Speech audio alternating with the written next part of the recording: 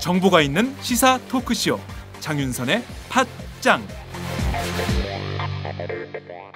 다음은 팟짱 서포터즈 1호 광고입니다.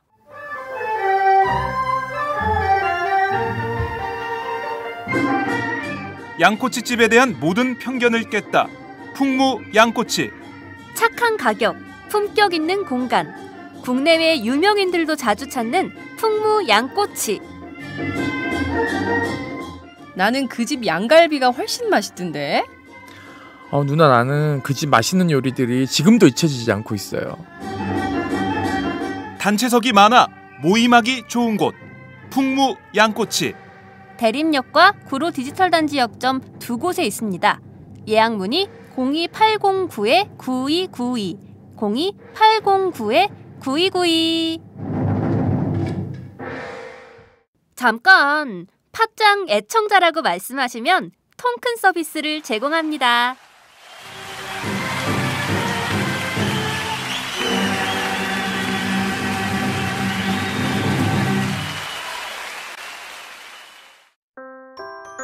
안녕하세요. 충남 금산에서 아버지와 함께 인삼농사를 지어 홍삼을 만들고 있는 젊은 농부 이성규입니다. 사람들은 쉽게 양심하지만 양심은 말로 하는 것이 아닙니다. 품질로 증명하는 것입니다.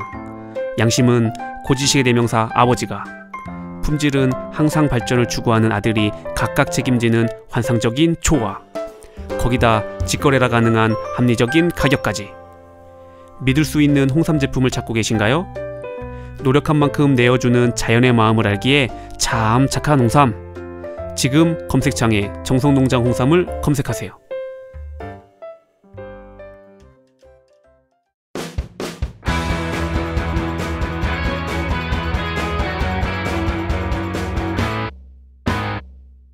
색깔 있는 인터뷰. 색깔 있는 인터뷰 시작하겠습니다.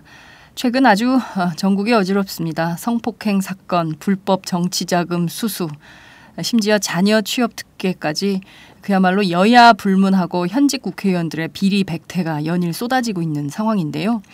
무엇보다 청년 실업이 매우 심각한 상황에서 권력자인 아버지의 뒷배가 또 하나의 스펙으로 인식되는 우리 사회의 아주 슬픈 자화상이 그대로 드러나고 있는 상황입니다. 자, 오늘은 정의당 부설연구소인 미래정치센터 조성주 소장님을 모시고 고위직 청탁문화 그리고 청년 실업 대책에 대해서 한번 짚어보도록 하겠습니다. 소장님 어서 오세요. 네, 반갑습니다. 네, 저희가 낙선 그렇죠. 정의당 대표 낙선 이후에 저희가 잠깐 전화로 연결했었고 직접 스튜디오에 모시는 건 이번이 처음인 것 같습니다. 미래정치센터는 어떤 겁니까? 그동안 진보정의연구소 이렇게 저희는 알고 있었는데요. 예, 그렇습니다. 원래 정당 부설연구소들 다 두 개 되어 있는데요. 네. 정의당은 진보정의연구소라는 이름으로 있었습니다. 네. 근데 이번에 제가 이제 새 소장으로 취임을 하면서 네. 조금 이제 연구소도 젊어지자, 그리고 좀 더 미래지향적으로 좀 조직을 바꿔보자. 네네. 뭐 음지에서 전략을 짜는 연구소가 아니라 네. 밝은 곳에서 시민들과 함께하는 연구소로 바꿔보자 이러면서 이름을 좀 바꿨습니다. 그렇군요. 왠지 그 진보 정당의 연구소는 골방에서 골방주의자들이 바깥에 네. 안 나가고 하루 종일 앉아서 전략 문건 쓰는 것 같은 이제 그런 생각이 좀 들고 그게 사실 80년대 문화이기도 했었는데요. 이제 그 새로운 젊은 소장님이 오시니까 또 이게 센터라는 이름도 갖게 되고 미래정치센터 이렇게 되니까 기존의 연구소하고는 조금 더 색다를 것 같다라는 생각이 좀 듭니다. 언제 취임하셨어요? 그러니까 정식 취임은 이제 월요일부터 출근을 한 거고요. 지난주 이제 목요일 날 이사회를 열어서 거기서 취임을 하게 됐습니다. 아, 그렇군요. 그러면 사실 소장 되신 지는 지금 며칠 안 되는 3일째 출근하고 있습니다. 저희가 첫 인터뷰군요. 그렇습니다. 영광입니다. 첫 인터뷰에 영광을 주셨습니다. 그 앞으로 그러면 주로 어떤 일을 하게 되는 겁니까? 이 연구소에서는? 조금 다이나믹하게 바꿔보려고 해요. 네. 제가 30대잖아요. 30대 소장이 취임하고 부소장 2명도 다 30대로 바꿨습니다. 그렇게 해서 움직이는 연구소로 하나는 이제 당의 미래 리더십들을 좀 육성하는 일을 하나 하려고 하고요. 그다음에 이제 물론 이제 정책 연구나 이런 것도 함께 진행을 해야겠죠. 네. 그리고 이제 전국을 좀 순회하면서 네. 시민들도 직접 만나고 다양한 단체나 이런 쪽도 만나서 네. 새로운 좀 진보 정당의 새로운 의제들을 좀 개발하는 네. 이런 일들을 하려고 계획하고 있습니다. 정말 현장 연구소가 될 것 같아요. 그렇습니다. 직접 현장의 시민들의 목소리, 특히 청년들이 또 막 서울로 오기도 어려운 형편에 그럼요. 있는 분들도 예. 많고 특히 뭐 아르바이트는 또 시간의 얽매이기 때문에 네. 그 시간 비울 수가 없잖아요. 그런 맞습니다. 분들을 위해서 직접 현장으로 찾아가는 정책 연구 집단, 싱크탱크 이런 네. 거 대한민국에서 처음인 것 같은데요. 예, 움직이는 연구소라는 개념은 저희가 좀 처음으로 네. 시도해 보려고 합니다. 예, 네. 그러니까요. 그동안에 싱크탱크 그러면 굉장히 고압적이잖아요. 박사님들 쭉 앉아가지고 아무도 안 읽는 300페이지 논문 같은 거 문건 뭐 이런 거 3페이지짜리 요약된 거 없어요. 막 기자들이 이렇게 얘기하고 막 이러는데 직접 현장으로 찾아가서 움직이는 네. 연구 활동을 한다. 이러면 네, 정말 그렇습니다. 대한민국 진보 정치의 새로운 역사가 써지는 것은 아닌가 이런 생각이 좀 들기도 됩니다. 당장 뭐 당면한 과제랄까요? 뭐 이런 건 어떤 게 있을까요? 역시 일단 청년들 문제. 그렇습니다. 사실은 지금 이제 청년들 문제가 지금 생각보다 굉장히 심각한 상황이거든요. 통계상으로도 심각하고 네. 청년 실업률이야 뭐 날이 갈수록 최고치를 기록하고 있고 그 외에도 일자리 질이나 이런 게 나빠지고 있는데 아마 당장 시급한 건 이제 정부 쪽에서도 청년 고용 뭐 대책을 내놓고 뭐 그걸 위해서 노동시장 개혁을 해야 된다 이렇게 얘기하는데 네. 과연 그게 이제 실효성이 있는가 실제 청년들의 삶을 알고 하는 얘기인가 이런 의구심이 크기 때문에 네.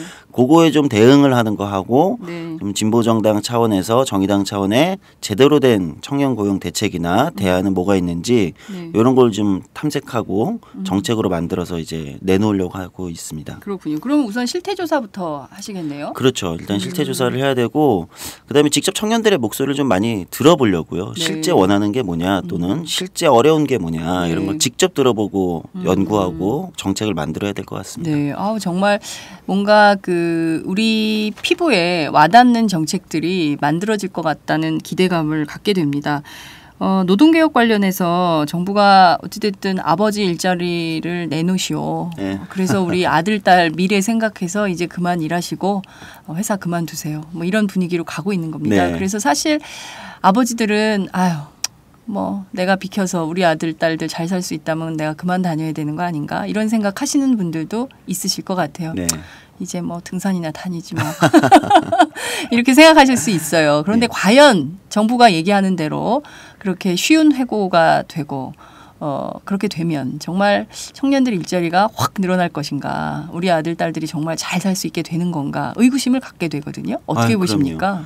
진짜 아버지들이 만약에 본인들의 네. 쉬운 해고가 돼서 일자리를 잃으면 이제 자녀들의 취업이라도 된다면 네. 아마 그렇게 결정하실 부모님들이 안타까운 마음에 그런 어려운 결정하실 부모님들이 있을 수도 있습니다. 네. 그러나 사실은 실제 이거는 맞지 않습니다. 이미 90년대 초반에 네. OECD나 EU 등에서도 한번 그런 정책을 시도한 적이 있어요. 권고한 적이 있습니다. 네. 근데 대부분 다 실패로 결론이 나서 OECD 같은 경우도 2000년대 초중반이 되면 우리가 권고했던 게 실패했다. 부모 세대 고령자가 일찍 회사를 그만두거나 조기 퇴직을 한다고 네. 청년 세대의 일자리가 늘어나는 건 아니다. 그래서 정책 실패를 인정하고 그 이후에는 오히려 고령자들의 취업을 더 적극적으로 하고 그다음에 청년 실업 관련된 대책은 따로 내야 된다. 이렇게 이제 정책 전환을 한 바 있거든요. 네. 이미 90년대 초반에 실패한 정책을 가지고 와서 지금 정부가 내놓고 있는 게 네. 그러면서 오히려 세대 갈등을 부추기는 거잖아요. 네. 정부의 역할이라는 게 세대를 통합하고 좀 사회 갈등을 통합하는 역할을 해야 되는데 네. 오히려 갈등을 부추기고 있다는 측면에서 저는 굉장히 비판적으로 보고 있습니다. 그러니까요. 지금 보면 솔직히 저도 이제 뭐 물론 굉장히 뭐 연로한 세대는 아니지만 퇴직을 생각해야 되는 세대는 아니지만 네. 예컨대 저도 한 20년 정도 이 일을 했단 말이에요. 그러면 젊은 세대가 이를테면 1년차 기자하고 20년차 기자가 똑같은 기사를 쓸 수는 없거든요. 그렇죠. 예, 취재의 양과 예. 그동안 만나왔던 맨파워와 이런 게 큰 차이가 있고 그거는 일반 기업에서도 마찬가지일 것 같아요. 그러니까 숙련공과 그렇죠. 또 처음 이제 들어와서 일을 배워야 되는 그런 직장인들하고는 정말 큰 차이가 있는데 이걸 전부 숙련된 사람들을 내보내고 젊은이들을 채우면 기업이 잘 돌아갈 수 있을까라는 생각이 좀 들기도 해요. 네, 맞는 지적이십니다. 그러니까 숙련도라는 걸 사실 고민 안 할 수 없거든요. 네. 기업이. 그러니까 사실은 그러면은 기업이 그렇게 매번 단순히 연령이 젊다고 해서 네. 일을 잘하고 생산성이 높은 거면 그럼 매년 그냥 다 청년들만 나가라고. 다 뽑지 왜 네. 정년을 보장하고 네. 이런 게 왜 있겠습니까? 네. 그 기간 동안에 숙련도가 오르고 그 숙련도가 사실은 생산성에 큰 영향을 미치기 때문에 그런 거거든요. 그렇습니다. 그래서 지금 정부의 논리는 조금 너무 단기적이고 근시안적인 게 아닌가 이렇게 생각합니다. 그러니까요. 지금 보면 최경환 경제부총리 같은 경우에는 특히 또 박근혜 대통령 직접적으로 노동개혁 지금 안 하면 큰일 난다. 재벌개혁보다는 노동개혁을 해야 될 때다라고 국민들에게 호소하고 있어요. 그래서 마음이 흔들리는 분들도 꽤 계실 텐데 자 그렇다면 지금 단계에서 지적해야 될 점들이 있을 것 같습니다. 박근혜 정부가 추진하는 노동개혁 중에 제일 심각한 문제가 뭘까요? 사실은 이게 좀 씁쓸한 얘기인데요. 네. 현재 박근혜 정부에서 추진하고 있는 노동개혁은 전체 노동시장에서 10% 정도 안쪽, 그러니까 공공 부분 정도에 해당하는 거거든요. 네. 뭐 임금 피크제라든지 이런 것도. 네. 아니 그렇다면은 노동시장 전체 10% 안쪽의 거를 가지고 마치 전체가 뭔가 해결되는 것처럼 호도하고 있는 게 저는 일단 첫 번째 문제일 것 네. 같고요. 예, 예. 그다음에 그 10% 안쪽에서도 좀 핵심적인 문제는 시윤해고 저는 이제 오히려 임금 피크제보다는 이제 시윤해고라고 표현하고 있는 일반 해고 요건 완화. 네. 요거는 굉장히 현장에서 악용될 가능성이 있습니다. 어떤 방식으로요? 그러니까 예를 들면 과거에 이제 국내 굴지의 통신기업에서 이미 그런 사례가 있었는데 네. 저성과자를 해고하겠다 쉽게 이 얘기인데 예. 저성과자를 누가 판단하느냐 이게 더 쟁점이 되는 거죠. 예. 국내 굴지의 한 통신기업에서는 직원들을 A, B, C KT 유형, 얘기하시는 거죠? 그렇죠. 네. 유형으로 나눠서 네. 그래서 C 유형에는 예를 들면 저성과자라고 하고서는 주로 이제 노동조합, 조합원들이나 이런 사람을 몰아놓고 먼 산간 벽지로 보낸다든지 네. 이런 일들이 있었다는 거죠. 네.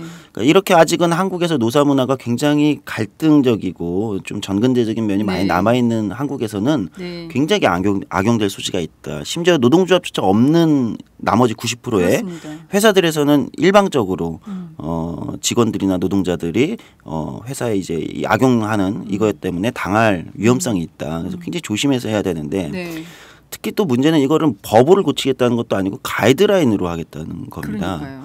그러니까 이러면 더 문제가 발생하거든요. 이미 노동부가 1980년대에 그 통상임금 관련돼서 법으로 하지 않고 단순히 이제 가이드라인으로 했다가 이게 25년이 지나서 대법원에서 이게 무효다 판결이 나면서 어마어마한 사회적 비용을 초래했거든요. 네. 그 교훈을 얻지 못하고 네. 또다시 이걸 함부로 이제 가이드라인으로 하겠다는 거 자체가 저는 사실 좀 이해가 가지 않습니다. 그러니까요. 예.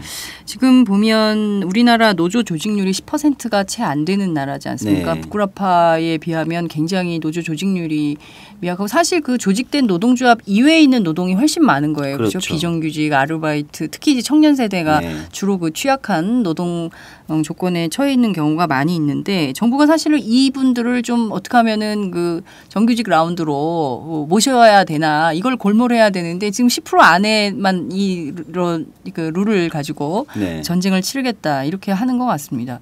한국노총과 관련해서도 지금 최경환 경제부총리가 굉장히 세게 드라이브를 걸고 있거든요. 그렇더라고요. 강경파가 네. 뭐 나서가지고 판을 깼다 뭐 이렇게 주장을 하는데 결국 노사정이 복귀는 어렵게 됐어요. 그죠? 네, 이런 어제 건 좀 어떻게 어렵게 봐야 됐습니다. 됩니까? 항노총 아마 고민이 많을 겁니다. 네. 노사정이 지난번에 들어가 봤지만 사실 거기서도 일방적으로 정부가 만약에 노사정이라는 것이 정부가 중간에 공정한 어떤 심판자 역할을 한다든지 중개인 역할을 할 수 있다면 네. 사실은 노동계가 불신을 가질 이유가 없거든요. 근데 늘 정부가 재계에서 주장했던 걸 그대로 똑같이 들고 나와서 주장을 하니까 네. 어느 노동계의 어떤 조직이 사실은 노사정에 쉽게 복귀를 하겠습니까? 그래서 사회적 대타협이나 사회적 논의를 기구해서 하는 건 굉장히 중요한 민주주의의 중요한 제도이지만 네. 사실은 그걸 위해서 전제돼야 되는 건 신뢰거든요. 정부가 먼저 신뢰를 보여줘야 되는데 지금 신뢰를 보여주지 못하고 있기 때문에 네. 노동계도 사실은 노사정이라는 사회적 기구에 복귀하는 것이 굉장히 고뇌가 많을 것이다. 이렇게 예상하고 있습니다. 그러니까요. 자, 근데 최경환 경제부총리는 이런 얘기를 합니다. 국민들이 지금 청년 일자리를 만들어내라고 요구하고 있다. 그런데 노동조합이 한국노총이 너희들만 밥그릇 지키겠다고 지금 이거 안 내놓겠다는 거 아니냐. 이거 있을 수 있냐. 사회적으로 이거 굉장히 부도덕한 집단처럼 노동조합을 몰고 있는 인식이 느껴지거든요. 그렇죠. 그렇다면 정부의 주장대로 하면 청년 일자리가 늘어날까? 늘어날 것인가에 대한 사실 그게 눈에 보여야 되거든요. 어떻게 보십니까? 전혀 눈에 보이지 않죠. 저는 지금 정부가 뭐 각종 노동시장 개혁 또는 뭐 청년 고용 종합대책도 내놓기도 했는데요. 네.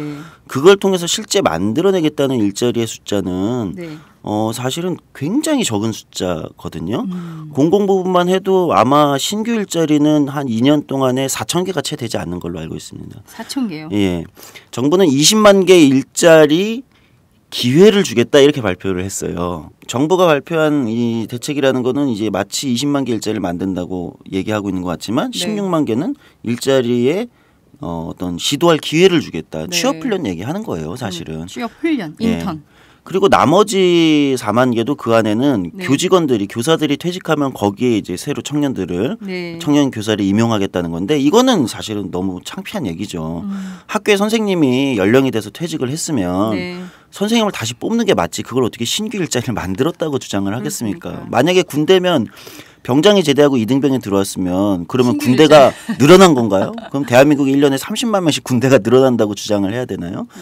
산수가 안 되는 거네요. 이거는 숫자, 이건 기본적인 숫자로 너무 뻔하게 국민들을 속이는 거라 네. 사실 제가 보고서도 좀 창피한 수준이었습니다. 사실 이 20만 개도 사실 2017년까지 그렇죠. 대선 앞두고 하겠다는 전시성 공약 아니냐라는 네. 주장인데 사실 그 내용도 꼼꼼히 들여다보면 특히 이제 청년의 입장에서 보면 이것을 실효성 있는 대책이라고 볼 수 있는 사람은 아무도 없다고 봅니다. 문제는 이런 정부의 문제가 많은 노동개혁과 관련해서 정부가 밀어붙이려고 한다는 점인데요. 이 상황에서 또 가장 큰 문제는 청년 실업을 해소하기 위한 방안도 실제 필요하고 요구되는 바이거든요. 네, 그러니까 맞습니다. 청년 일자리가 필요한 것은 맞다. 이 대명제에는 누구나 다 동의하는데 그럼 어떻게 할 것이냐. 그 길을 찾는 데선 정부 대책은 아니다. 틀렸다. 네, 그렇습니다. 그렇다면 어떤 방안이 있을까? 이거를 고민이죠. 접근을 좀 달리 해야 된다고 생각해요. 네. 지난 이명박 정부도 그렇고 박근혜 정부도 청년 실업 해소에 청년 일자리 문제에 실패했던 이유는 이걸 일자리의 양으로 자꾸 접근하기 때문에 실패한다고 보입니다. 네. 현재 청년들이 굉장히 이제 공무원 시험이라든지 공기업 시험이라든지 이런 데에 취업 준비에 몰려 있고 과도하게 네. 실제 이 취업이 잘 안 되는 이유는 뭐냐면 전반적인 일자리의 질이 낮기 때문입니다. 좋은 일자리가 없다. 네. 괜찮은 일자리가 없기 때문에 대부분 비정규직 일자리로 되어 있기 때문에 네. 비정규직으로 취업하기보다는 차라리 3년 4년을 공부해서라도 9급 공무원 7급 공무원을 가겠다. 이런 청년들이 몇십만 명인 거죠. 그러니까 일자리의 질을 높여서 그렇게 할 것이 아니라 다양한 곳에 취업할 수 있게 해줘야 되는데 네. 자꾸 비정규직 일자리 인턴 같은 일자리만 또 다시 늘리면 또 청년들이 취업할 거라는 착각을 하고 있는 거죠. 네. 그래서 정책 기조가 일자리의 양에서 일자리의 질로 변화해야 된다. 네. 그러기 위해서 그럼 일자리의 질을 높이기 위한 최우선이 뭐냐. 최저임금의 인상 그리고 비정규직을 줄이고 정규직 일자리를 많이 만드는 것 그리고 이제 다른 사회보험 사회안전망의 확대 이런 방식으로 접근해야 당장의 수량적 효과는 1, 2년 내에 안 날 수 있지만 이것이 한 3년 4년 축적이 되면 훨씬 큰 효과를 발휘할 수 그러네요. 있다고 봅니다. 말씀하신 대로 많은 젊은이들이 다 대학을 나오잖아요. 네. 국민의 80%가 대학을 가는 나라는 아마 대한민국이 유일할 거예요. 그럴 그럼에도 겁니다. 불구하고 대학 나와서 다 놀아. 방바닥 긁고 있어요. 김대환 노사정 위원장 인하대 교수죠. 이분이 그 친박계 의원들 모임에 가서 이런 얘기를 합니다. 자꾸 임금 인상, 생활임금 인상 주장을 하는데 그런 얘기 정치권에서 하지 말고 일자리로 바꿔야 된다라고 주장을 해요. 네. 이런 김대한 노사정 위원장의 인식을 우리가 어떻게 이해를 해야 될까요? 역시 굉장히 옛날 사고에 빠져 계신 그런 거죠. 거예요. 현장을 모르는 얘기죠. 그렇죠. 일자리가 없는 게 아니에요. 네. 나쁜 일자리가 많은 많은 게 문제인 거죠. 네. 네. 그러니까요. 지금 보면 우리나라가 OECD 국가 가운데 가장 비정규직이 높은 나라라는 거잖아요. 그러니까 비정규직은 많고 최소 1년 6개월에서 2년 사이에 계속 직장을 바꿔가면서 불안정한 노동이 계속 유지되고 있다는 점이 문제인데 이것에 대한 공공 영역에서의 분명한 대책은 요원한 이런 상황인 거예요. 그죠? 네. 이걸 좀 정부가 제대로 해줄 필요가 있을 것 같은데 말씀하신 대로 좋은 일자리는 왜 이렇게 안 만드는 걸까요? 이게 해법인 줄 알 거 아닙니까? 두 가지 측면이 있다고 봅니다. 하나는 한국의 기업들이 너무 단기 이윤에 이제 몰두하는 경향성이 하나가 있어요. 네. 그건 이제 여러 가지 문제가 있지만 구조적으로는 사실 경제 민주화 문제까지 갑니다. 그러니까 대기업들은 단기 순이익을 뽑아야 되고 네. 자기 하청 기업들한테 어쨌든 쥐어짜는 방식으로 하니까 하청 기업들도 당장 올해 이윤을 뽑지 않으면 이제 버티기가 힘든 거죠. 네. 대기업과의 원하청 불공정 관계에서 이러다 보니까 단기 이익에 계속 매몰되고 그럼 이제 비정규직을 단기적으로 써가지고 네. 인건비를 낮추는 방식으로 운영을 하는 거죠. 사실은 그래서 경제 민주화가 굉장히 중요한 과제입니다. 네. 청년 일자리 창출을 위해서라도 그런 면이 있고요. 또 하나는 정부 정책이 네. 문제가 있습니다. 그러니까 비정규직을 과도하게 남용하는 경우에 대해서 규제를 좀 명확하게 해줘서 네. 어떤 가이드라인을 만들어줘야 되는데 사실 손 놓고 수수방관하고 있는 거죠. 이러다 보니까 기업들은 정부가 규제하지 않는데 네. 비정규직을 써도 규제하지 않는데 남용해도 불법 파견을 저질러도 처벌받지 않는데 그럼 이제 마음대로 쓰기 시작하는 거죠. 예. 그러니까 이제 정부와 기업의 네. 태도에 좀 문제가 있다고 보이죠. 그러네요. 말씀하신 대로 불법 파견에도 불법을 저질러도 처벌받지 정부가 처벌하지 않고 규제가 아무런 규제가 없는데 뭐 내 맘대로 하지 뭐 이렇게 되는 거 아닙니까? 네. 실제로 좋은 일자리는 전부 고위직들, 그렇죠. 고위직 자제들이 차지하고 있는 거 아닙니까? 네. 이번에 보면요, 진짜 여야 불문하고 국회의원 자녀들의 취업 청탁, 그러니까 청년 실업이 심각하긴 심각한가 봐요. 그런가 고위층 봐요. 자녀들도 취업 청탁 로비를 하는 거 보니까 그죠? 예? 맞습니다. 근데 세상에 이럴 수가 있습니까? 국회의원들이 기가 막힌 일이죠. 예, 이거를 보고 우리 청년들은 주로 어떤 문제 제기를 하나요? 근데 지금 묘하더라고요. 네. 제가 얘기를 나눠보니까요. 네. 국회의원들이 이제 국회의원 같은 아주 고위직이잖아요. 네. 대한민국 최고의. 거기서 이제 청탁하는 거 보면 참 로스쿨이더라고요. 주로 로스쿨 졸업생인데도 취직이 안 돼. 취업이 안 되는 국회의원 자녀여도 네. 야 정말 어려운가 보다. 이게 네. 하나가 있고요. 근데 재밌는 거는 오히려 그런 거 다 있는 거 아니냐. 요즘 이제 대기업 같은 데도 입사 이제 취업 그 서류에 보면 부모의 직업 이런 게 적혀 있어요. 예?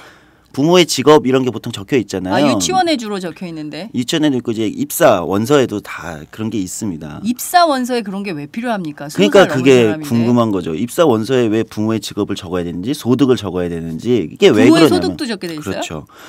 그런 기업들이 많아요. 그럼 정말요? 뭐냐면 대기업에서도 이미 채용을 할 때 네. 본다는 거잖아요. 어느 집 자식인지. 그렇죠. 어느 정도 버는 집 자식인지. 그러니까 이걸 청년들이 다 알기 때문에 오히려 박탈감 그냥 있던 일이 또 일어난 거네. 뭐 다 그러는데 이런 훨씬 깊은 박탈감을 느끼는 것 같아요. 이거 매우 심각해. 저는 정말 이건 잘 몰랐어요. 네. 입사 원서에 부모의 소득이나 직업을 적도록 돼 있다고 그렇죠. 하면 이거는 일종의 사전 검열 아닙니까? 예. 그 부모의 직업이 뭐 노동자거나 노동조합 간부이거나 뭐 이러면 이거는 일종의 블랙리스트처럼 예? 그렇게 그렇게 되는 될 거 수도 있고 아예 안 뽑아버리고 거기에 이제 고위공무원이 적혀 있으면 이 사람 뽑아야지. 그렇죠. 그래서 로비할 수 있게. 그렇죠. 그러니까 저는 그 얘기는 들었어요. 요새 재벌들이 그 여당만 선호하는 게 아니라 여야를 동시에 선호한다. 그래서 양쪽을 다 해서 전부 로비스트를 시키려고 그런다. 이런 얘기를 제가 듣기는 들었는데 정말 참담하네요. 입사 원서는 그 사람이 어떤 사람인가 자질과 능력을 보고 뽑는 것인데 그게 아니라 벌써 부모의 소득과 직업. 사회적 배경을 보는 거죠. 그러니까 이런 걸 일상적으로 얼마나 많은 청년들이 겪고 있겠습니까? 네. 그런 상황에서 사실 이번 사건 같은 경우는 특별하게 다가오지 않는다는 거죠. 이 심각한 사회적 좌절을 우리가 어떻게 이해해야 될지 정말 너무 가엾다는 생각이 좀 드는데요. 자, 지금 이 상황에서 청년들은 일자리를 좀 늘려달라고 요구를 하고 그것도 좋은 일자리를 좀 많이 늘려야 하는데 박근혜 정부에서는 요원하다라고 봐야 됩니까? 지금 집권이 이미 절반이 지났습니다. 네. 절반이 지난 상황에서 이런 그 실효성 없는 대책을 내놓는 걸 보면 네. 정말 안타깝게도 박근혜 정부에서는 이것이 해결되기는 요원할 거라고 보이고요. 네. 사실은 그래서 좀 전반적인 정책 기조를 바꿀 수 있는 게 필요하지 않을까 이런 생각이 많이 들고 있습니다. 네, 정책 기조의 전환이 좀 필요한데 이거를 정의당에서 미래정치센터에서 좀 힘을 내야죠. 힘을 내야 될 것 같은데 네. 좀 기대가 큽니다. 앞으로 좀 어떤 활동을 좀 하실지 이렇게 머리에 그림을 그릴 수 있게 예. 일단 실태 조사하시고 그리고 또 청년들 만나시고 그리고 또 어떤 일단 뭐부터 좀 포문을 열어가겠다. 일단 저는 그런 전반적인 정부 정책을 비판하고 네. 대안을 만드는 걸 또 진행을 하지만 네. 또 한편에서는 작은 성공의 사례들을 만들어서 가능하다는 걸 보여주고 싶어요. 네. 정의당이 크지 않은 정당이지만 우리가 이제 어떤 한 작은 사업장이나 또는 네. 어떤 한 영역에서 실제 청년들이 고용되고 청년들의 일자리의 질이 높아지는 성공 사례들을 좀 단기간에 만들고 싶습니다. 아, 네. 그래서 용기를 줘야 된다고 생각해요. 네. 변화가 가능하다. 네, 네. 충분히 변화가 가능하다. 네. 지금 필요한 건 용기입니다. 청년들한테. 네. 변화가 가능하다는 용기를 주고 그걸 증명해 보이고 싶습니다. 그게 가능하다면 많은 사람들이 우리 삶의 변화가 가능하구나. 정치가 삶을 바꿔줄 수도 있는 거구나. 네. 라고 느끼고 더 많이 참여하시고 다른 세상을 좀 꿈꿀 수 있지 않을까 생각합니다. 네. 저도 이 용기 마음에 들어요. 미움받을 용기. 네.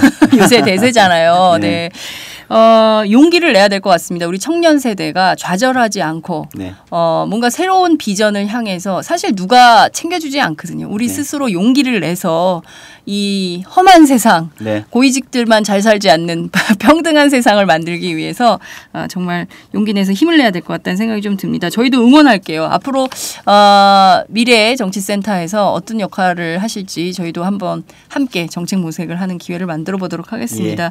청년 실업 문제를 좀 보다 근본적으로 타개하기 위한 대책들 나올 때마다 저희들이 함께 고민하도록 하겠습니다. 오늘 말씀 잘 들었습니다. 예, 감사합니다.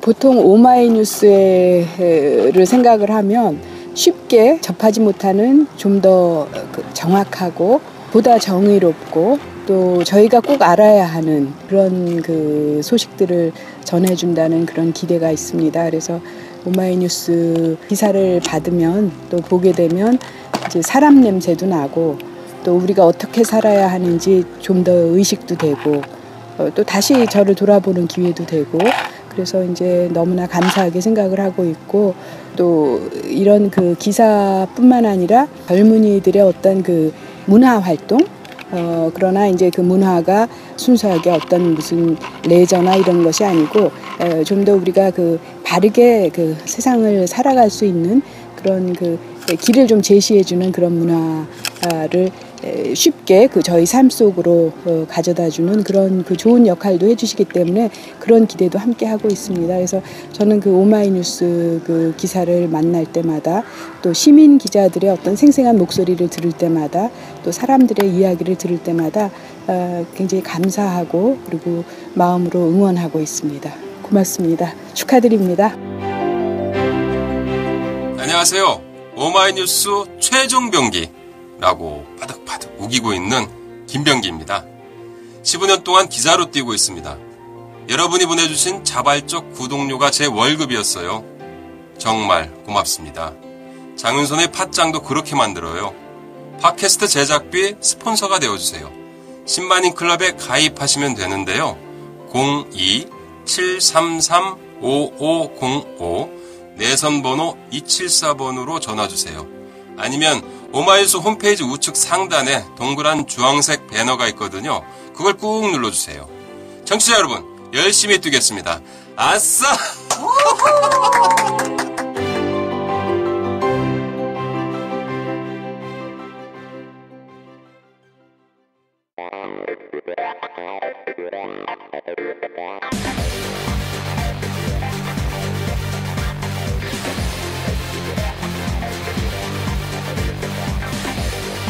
정보가 있는 시사 토크쇼 장윤선의 팟짱.